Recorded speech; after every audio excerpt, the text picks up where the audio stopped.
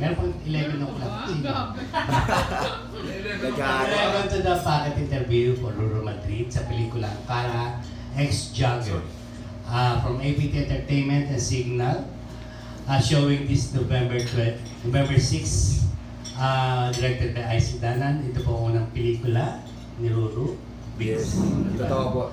Unang pelikula, diba? Unang pelikula po na mainstream na lead. Na lead, diba?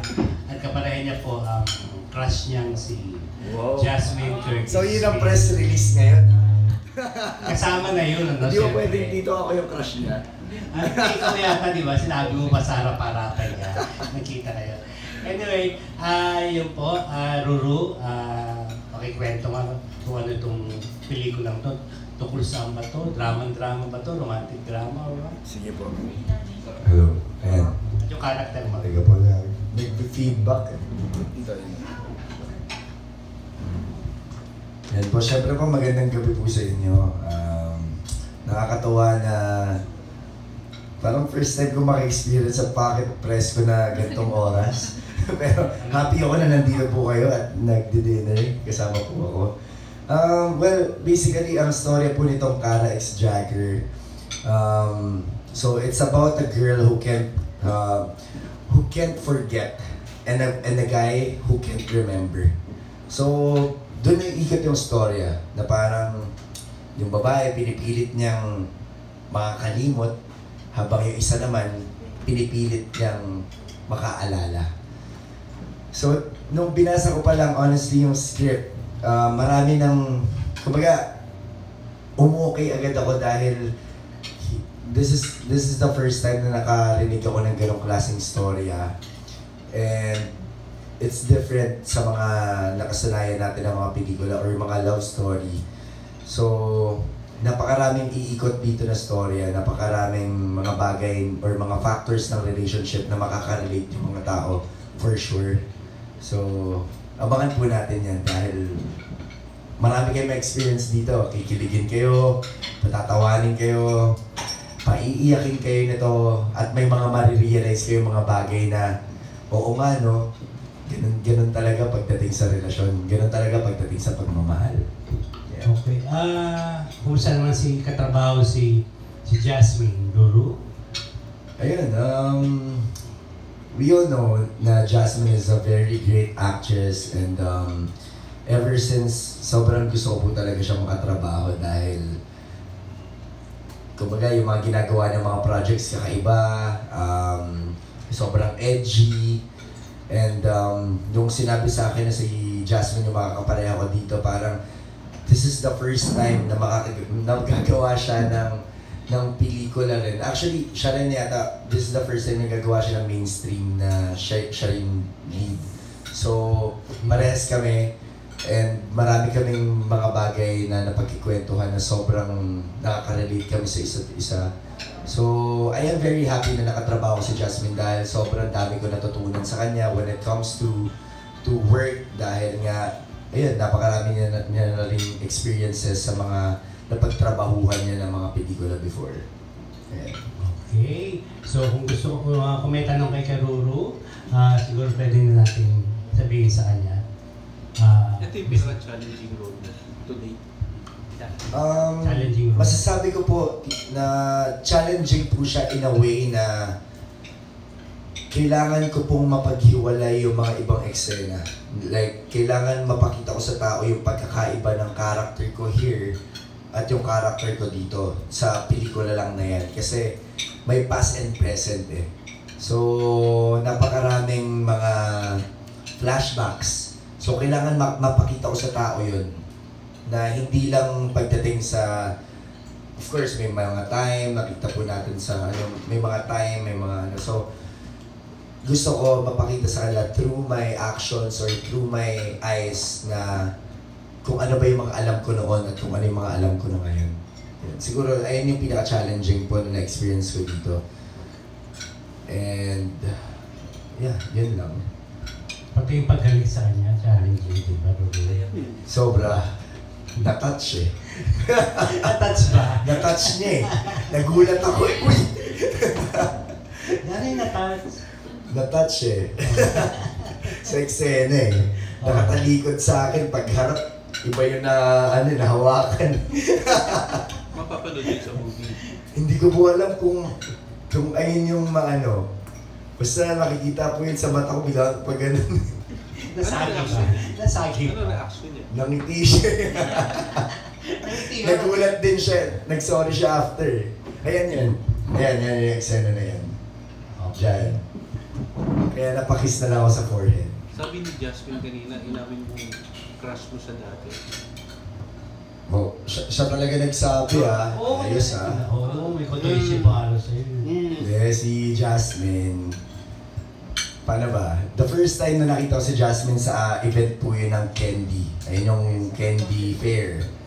So, bago pa lang ako artista na kakatapos ang pulang protege. And then, si Jasmine yung host. Pag-akit niya ng stage, hindi ko alam na siya yung host. Nakita ko siya. Siya yung katabi ko dito, actually. Yan, nandyan siya. Tapos the whole time, nakatitig lang ako sa kanya kasi tinatanong niya na ako, di ko alam yung sasagot ko sa kanya. Tapos nakatingin lang ako sa kanya, tapos tumatawa na siya, ganyan. So, ayun yung hindi ko makakalimutan. Tapos tumatak na sa utak ko na ang ganda niya. At gusto ko siya makatrabaho. Natatandaan niya nung... Hindi niyo na nga matandaan yun eh. Kalong Sunday Pinasaya yung kita. Sunday Pinasaya. Sa Sunday Pinasaya naman, nakita ko siya. Tapos, hindi ako makalapit sa kanya. Hindi ko alam kung bakit. Hindi naman ako ganun. Hindi ako torpe. Hindi naman ako, alam mo, hindi ako mahiyain. Makapal nga yung mukha ko. Pero, nung nakita ko si Jasmine, hindi ko alam, parang bang may pumipigil sa pa ako nalapitan siya. Alam ko na makakatrabaho ko siya noon. Sinabi na sa akin na siya yung makakatrabaho, pero hindi pa rin ako makalapit sa kanya. So, wala, hindi ko na lang siya nalapitan. So, na-feel bad ako kasi feeling ko, baka kung ano-ano na yung inisip na Jasmine sa akin, na yabang naman ito, ganyan-ganyan. Ayun. Nagkwento ka raw sa kanya tungkol sa love life. Wala nga raw siyang kinuwento eh. Wala naman eh. Ayun. Ang bango-bango mo raw parati. Oo. Wala ka raw ginawa, hindi magpapangot, yung lalabas ka ng... Kasi syempre gusto ko na mafe-feel niya na boyfriend niya ako pagdating sa set. Kasi wala naman siya ibang gagawin kundi amuyin ako buong araw. Kami lang dalawa yung magka-eksena eh. Diba? So gusto ko mabango palagi. Inaalagaan ko siya lagi sa set, kung ano kailangan niya, lagi siya niyaya kumain. Hindi ako kakain, hindi siya kumakain. Bakit may impression na madali kang ma-inlove sa mga nakakapareha mo sa TV, sa movies? Hindi naman ako. Hindi naman ako yung madaling ma-inlove. Nakakawa si Hans.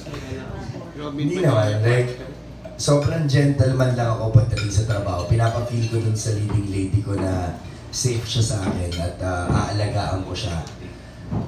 Yung tipong binibaby, ganun tipo, umaabot na sa ganung point. Like, bago pa lang siya lumabas ng standby area, pinapayungan ko siya pagdating sa set. Kukuha ako ng monoblock para may upuan siya. Tapos dadalang ko siya ng inumin. Yung mga ganun tipong bagay. So, para lang ma-feel niya na safe siya sa akin. Wala akong ibang intention. Sobrang gentleman man talaga.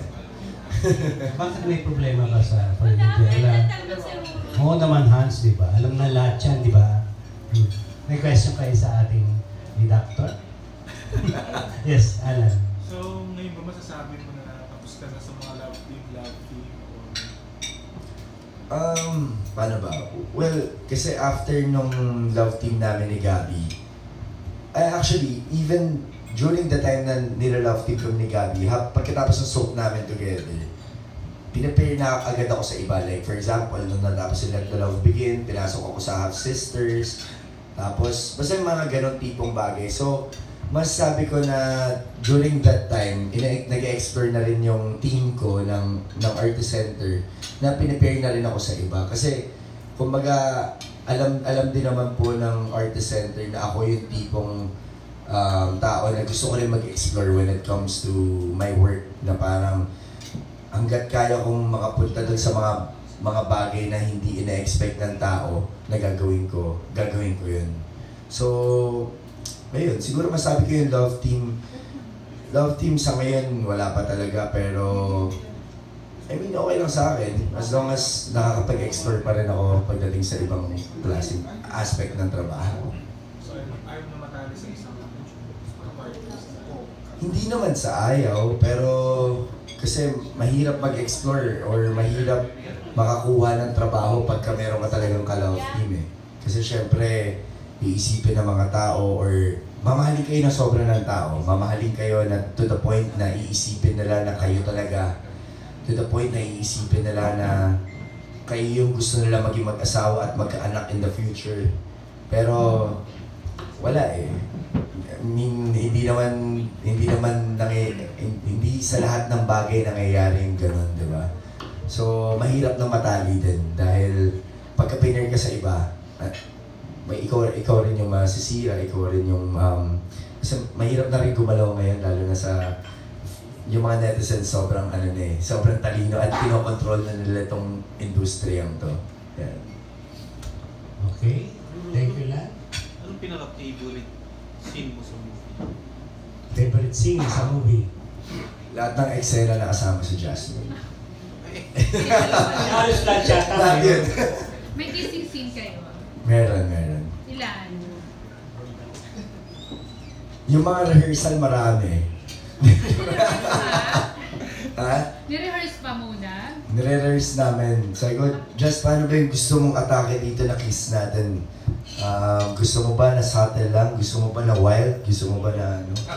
So may mga ganun kami. Si Jasmine bang Hindi, first joke kiss lang. mo?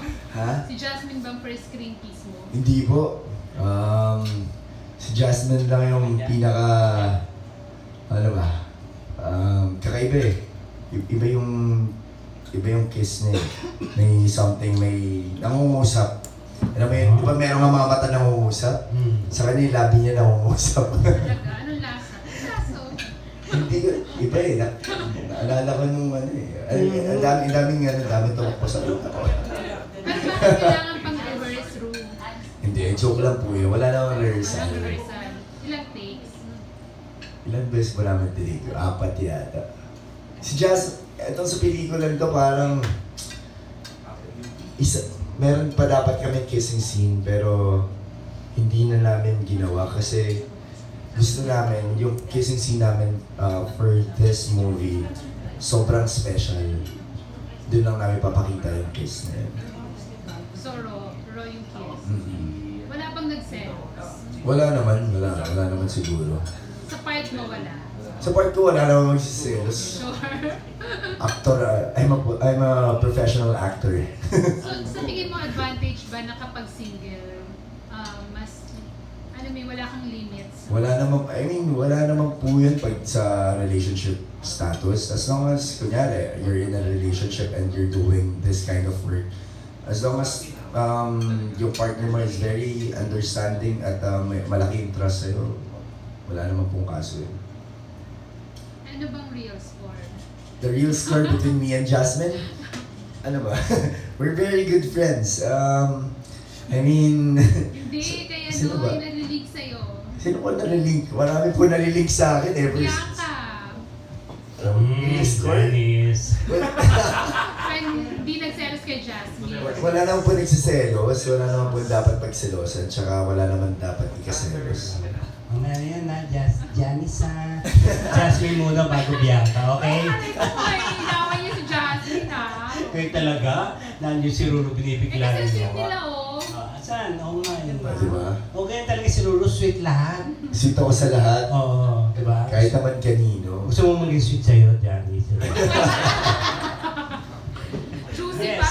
Of course na. Di ba siyempre, di ba hindi? Yes, Janice. Ano pa? Okay ka lang? Hindi nasabi mo sa one. Sa one-on-one. Bago mo na tirahin. Bago na rate sa ano. Ganda tong excellent to. Sobra. Yes. Isa yan sa pinaka-paborito ko. Saan yung location? Sa ano po? Sa La Union po yun. Kasi dapat po gagawin namin siya sa... Hindi, ano yun? Binangonan. Kaya lang nung nagpunta na kami doon, wala eh. Ano po eh, sobrang lakas po talaga ng ulan. Hindi namin nagawa yung eksena. Tapos umiyak na si Direct Eyes kasi na-feel bad siya na ang tagal niya nang inisip kung paano i-atake yung eksena. Pero sabi ko nga sa kanya na Direct baka may mas maganda pa. Diba? So, ayun yung kinalabasan kanina. So, sobrang ganda. Worth it. Ilang days pa na kayo nag-shoot? 9 days. 9 days? 10. Ayan, 9 to 10 days. 9 days. So, sobrang ano naman. Sa 9 days na yun, napakarami na po nangyari. Wow. Yeah. Siseng na natin yung 9 days. Di ba, Boss Nick, di ba? Iyan, baka may question kay ating Ruru. Dapat yung tipong mahihipo ko sa pants ko. Mamaya yun sa one-on-one. Si Miss Tessa Mauricio. Hello po. Hi, Kayo po, kamusta po? very well. Thank you. Mag-ano po ulit tayo? iPhone tayo. Yes, mag-video call po ulit tayo. No. Sorry, I was a little late. Pero, I caught that part na you're saying, that obviously you've been able to spread your wings a little bit more now that you're outside of a love team. Pero parang yung confidence mo, mas nandyan din, it's more apparent. And I mean, you're still playful, mapagbiro, pero parang you suddenly grew up and you're suddenly, all of a sudden, man na the way you, anong pa yung nagbago sa'yo? Why do you think you suddenly have all of this parang energy sa trabaho? And even actually the way you are, parang you're really so happy. I mean, what else has happened aside from being able to explore more things in your career? Siguro, for me, I think maybe because right now I'm 21 and I think this is the right time to be responsible sa mga bagay na nakapaligid sa akin. And not just that, siguro rin dahil sa mga blessings na natatanggap ko din. Like, kahit na, I mean, the last, paano ba? Yung Todo One I Love, nag-end siya ng May, and then, of course, I'm waiting for another soap, pero dumating po yung mga different kinds of pelikula. So, nagtuloy-tuloy po siya, and dumating nga po itong CARAXJAGGER. And nung pinarinig nila sa akin yung storya, sobra akong natuwa kasi pinagkatiwala sa akin to. And napakarami ring opportunities na dumadating sa akin right now. Like, of course, my single na nag-produce na rin ako, nag-produce na rin yung GMA Music ng Song For Me. So, feeling ko yun yung nakakapag-feel, like, motivated. And na-feel ko na parang I am very happy right now sa what's happening in my career. And honestly, of course, nakaka-feel ako ng mga anxiety and nakaka-feel ako ng self-doubt. And then I realized na parang, bakit ko hayaan na mag-down yung sarili ko? So, bakit hindi ko na lang siya gamitin na i-motivate yung sarili ko to be a better person and to think positive, or parang isipin ko na successful ako. Parang may nagsabi kasi sa akin during the time na I was doing Bova workshop with Anthony Bova. So parang sinabi niya nga sa akin na parang na-feel niya kasi na may anxiety ako. Even though I am very confident and I am very playful, pero sinabi niya sa akin na front ko lang daw yun. Deep inside, sad daw ako. Pero na-realize ko na, parang tama siya, ang galing niya. So, ang sinabi niya lang sa akin na parang isipin ko daw na successful ako. Isipin ko daw na parang I can do all things. Na kaya ko lahat ng bagay na papagawa sa akin as long as I am very passionate about it. And siguro yun yung bagay na hindi dapat mawawala sa akin, yung passion. Kasi nung nag-start ako sa career ko when I was 14, ayun yung pinanlaban ko. Kasi I was so thin and walang naniniwala sa akin, ang dami nagdadoubt sa akin. Pero because of my passion, napatunayan ko sa kanila na kaya ko lahat. So yun yung bumalik siguro sa akin, the passion. Well, we're very happy. Feel namin yung happiness and we're happy with you. So, good luck sa movie. Salamat po, salamat. Thank you, Tessa. This is your first leading role sa isang mainstream movie. Ngayon ba naisip mo na yung parang sa box office? Conscious ka na ba ron, di ba? Well, box office. Paano ba? Of course, hindi naman ako papaka-hipokrito na ayoko magkaroon ng box office or hindi magpa-box office ng pelikulan to. Pero, bakit pa namin, kumbaga, pinaghirapan tong bagay na to? I mean, me as an actor, my goal in life is to entertain people. So kung makapag-entertain lang ako ng ganito kaliit na tao, bakit hindi ko pa kayang mag-entertain ng sobrang daming tao? Bakit hindi ko i-try yun? So, kumbaga, right now, I'll try to parang gawin lahat ng mga kaya ko para makita ng lahat ng tao yung pinaghirapan namin for this film. So, basically, pagka nangyari po yun, pagka marami po nagkagusto sa pelikulan to, magiging box office po siya. So, yun. Pero ano tingin mo yung sa chemistry niya ni Jasmine yung pwede Kakaiba. appeal sa mga... Ano ba? I mean, there's a lot of love teams and there's a lot of parang pinipair na kakaiba. Pero mas sabi ko lang na me and Jasmine, ang paano ba? Mas sabi ko kasi na si Jasmine kasi yung nakatrabaho ko, natignan ko lang siya sa mata, nandun na agad kami sa moment. Like, well, of course, at first, nung first scene namin together, na sobrang bigat, nahirapan kami na nagtatry kami na mag-internalize individually. Like, siya, mag-music siya, and then ako, magtatry ako ng mga exercise na kailangan ko sa eksena. Pero eventually, nung nagkwentuhan na kami, nung naging comfortable na kami sa isa't isa, magkatingin na lang kami dalawa, sobrang okay na nung eksena. Yan. So yun yung masasabi ko na magiging advantage siguro namin dalawa. Yung truth. Yan. Yung role mo sa movie, wala kang maalala, di ba? Yeah, opo. Sa tunay na buhay ba may mga bagay na ayaw mong maalala? Maalala ka? Ayoko maalala pa. Oo. May mga nakaraan ka bang ayaw mong... Well, ito, like ko po sinasabi ito. Noong mga panahon na... Dati sinasabi ko to. Noong mga panahon na nag-protege ako or before I started show business, ayoko na maalala yun. Kasi every time na naaalala ko yun, parang bumabalik ako sa moment na sobrang hirap ako na parang walang naniniwala sa akin. So, ayun yung time na parang napakarami nagdadoubt, napakaraming walang believe. So sabi ko, ayoko na siyang alalahanin at yung itsura ko pa noon, alam mo yung gano'n. Pero, na-realize ko na bakit ko siya kakalimutan. Bakit ko kakalimutan yung mga bagay na yun. Yun yung bagay, yun yung moment sa life ko na tumulong sa akin para maging ako kung sino ako right now. Kasi during that time, I am very vocal about it, na lahat ng makita kong magandang artista, nililigawan ko.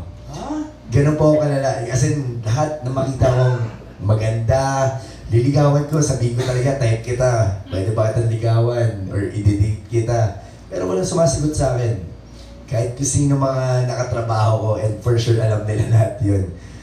And then sabi ko, may mali sa akin. Kasi, bakit naman ganun?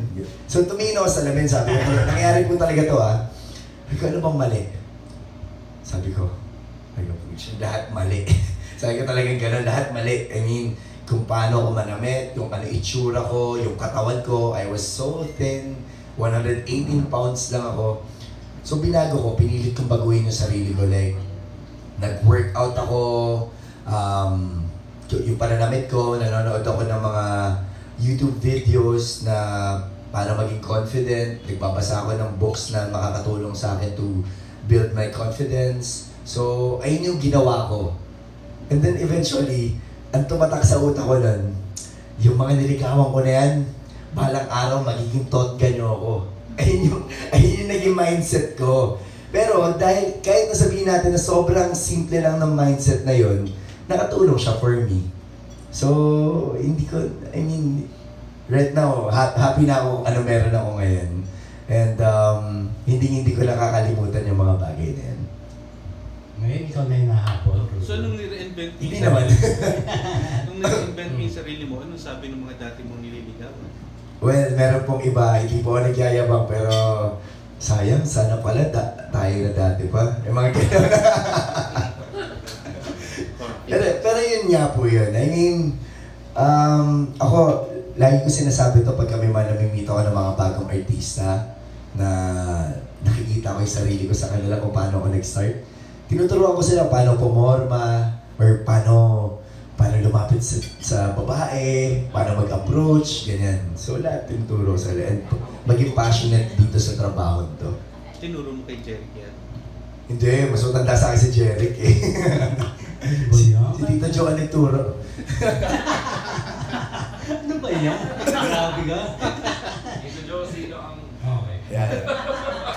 So ano mga nagpalakas ng loob mo sa lahat? Well, siguro yung faith ko rin in God. Kasi syempre, alam mo yun, yung parang lahat ng bagay, like, I can do all things. Basta nasa tabi ko lang si God. And basta hindi ko makakalimutan yung paniniwala ko sa Kanya. So, siguro yun yung nagpapalakas lagi ng loob ko na pag every time na nakaka-feel ako ng self-doubt or anxiety, nagpe-pray lang ako lagi na kaya ko po ito kasi nandyan po kayo. Yun yung side mo na hindi nakikita ng tao. Yes. Prayerful. Yes. Like, ako, honestly, hindi alam ng mga tao na twice a week ako nag-church, na I am very active sa church ko, like, pupunta ako sa iba't ibang activities or sa mga iba't ibang events ng church ko. Siguro yun yung mga hindi alam ng mga tao sa akin kasi alam nila pilyo ako, alam nila na maloko ako, ganyan. Pero kasi, kumbaga ako, nagiging honest lang rin ako sa sarili ko na sabi nga nila yung term na maginoo pero medyo bastos. Lalaki ako, tsaka isa pa, binata ako, 21 ako. So, ayun yung nakalakihan ko. Tatay ko, ganyan din.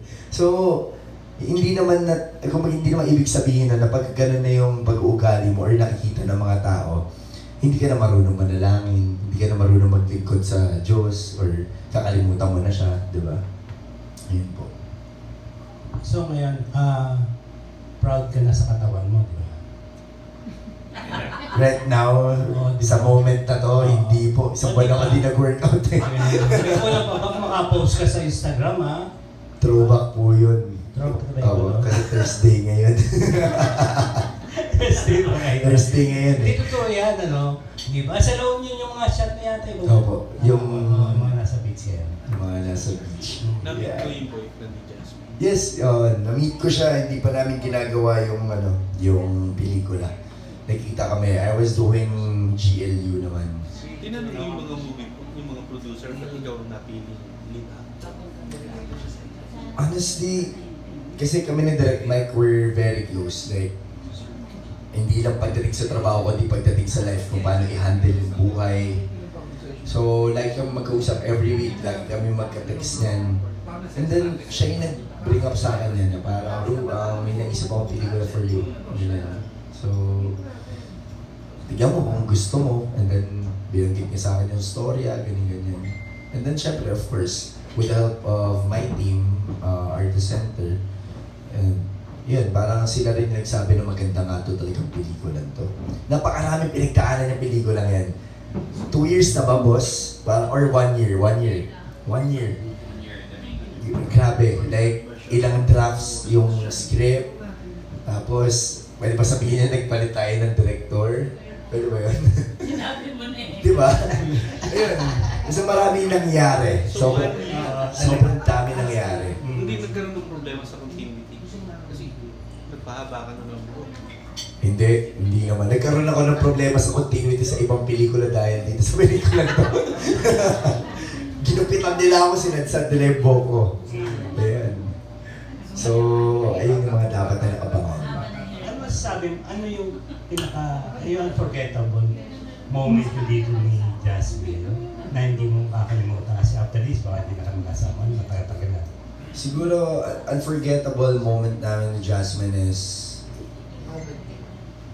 ayun yung time na, ano ba, napakarami dito eh. Like, siguro at first, nung sa workshop, nag-ano na ako, na-feel ko, ang first impression ko si Jasmine masungit, na parang mataray, ganyan. Pero nung pagdating namin sa workshop, grabe, like, ang eksena agad namin, magyayakapan kami, magsisitswitan kami, pero binigay niya lahat sa akin. Sabi ko, okay, Bigay ko rin sa'yo lahat.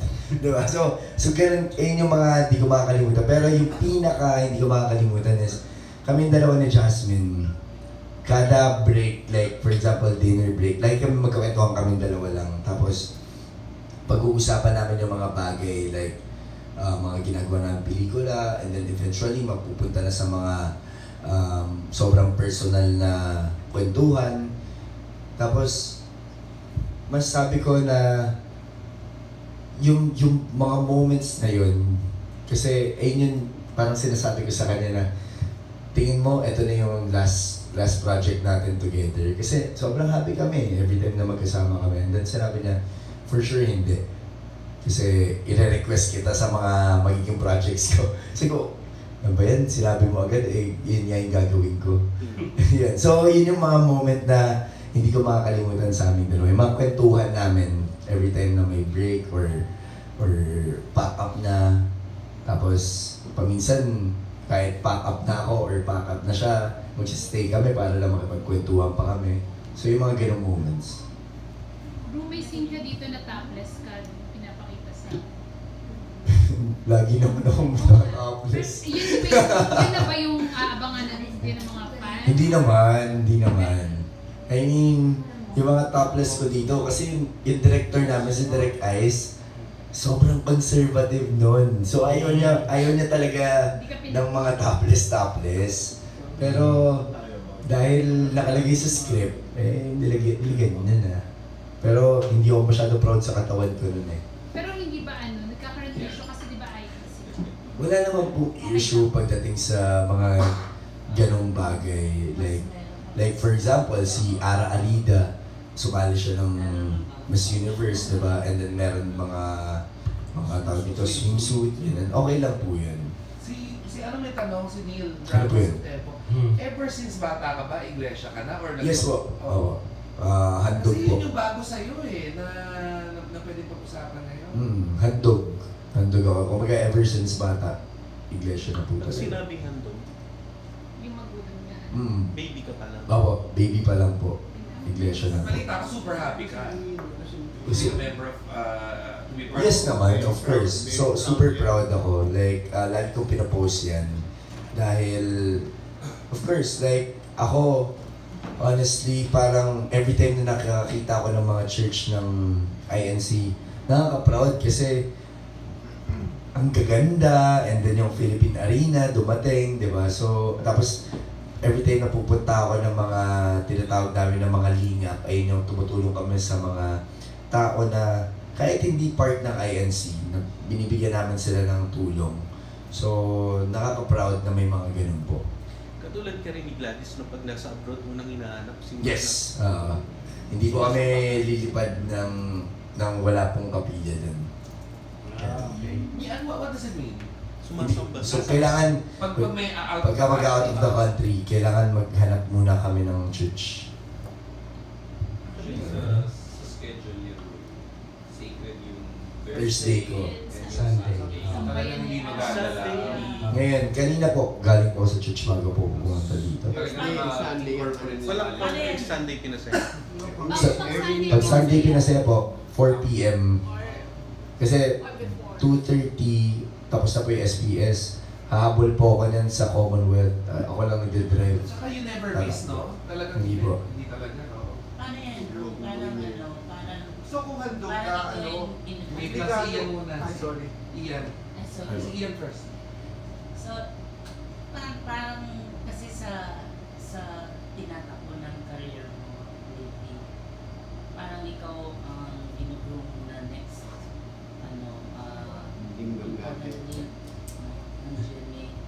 Hindi naman. Sige. alam mo, base ako nagpe-press con, pag nandito si David Yun yan. Yun yan. So, Si Boss B.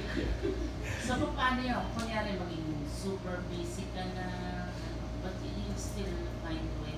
Yes naman po. Yun ang I mean, syempre, like for example, someday, Kung magkakaroon magdilang ang helman ako na parang maging big star ako someday.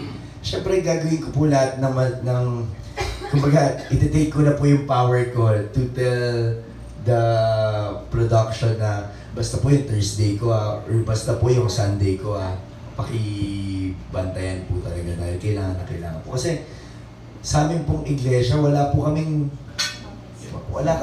kumbaga hindi namin pwedeng sabihin na may trabaho ko eh. Kasi ang dami pong oras. Like, pag hindi ka pwede ng Thursday, may Wednesday. Pag hindi ka pwede ng Sunday, may Sabado.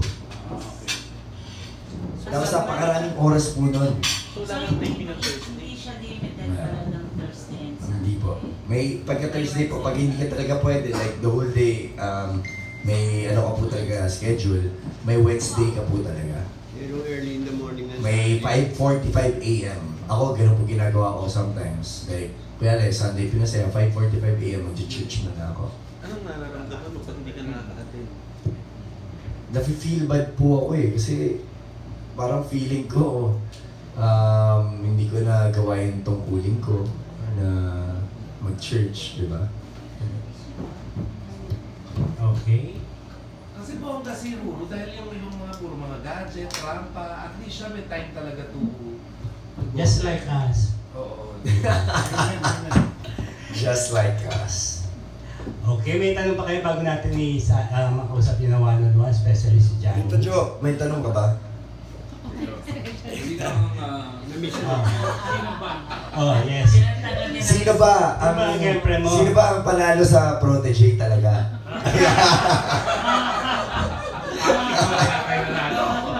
alam mo? Ayan. Talbo. Huwag tayo maging personal masyado. Yan. So siguro, thank you very much guys. Thank you po.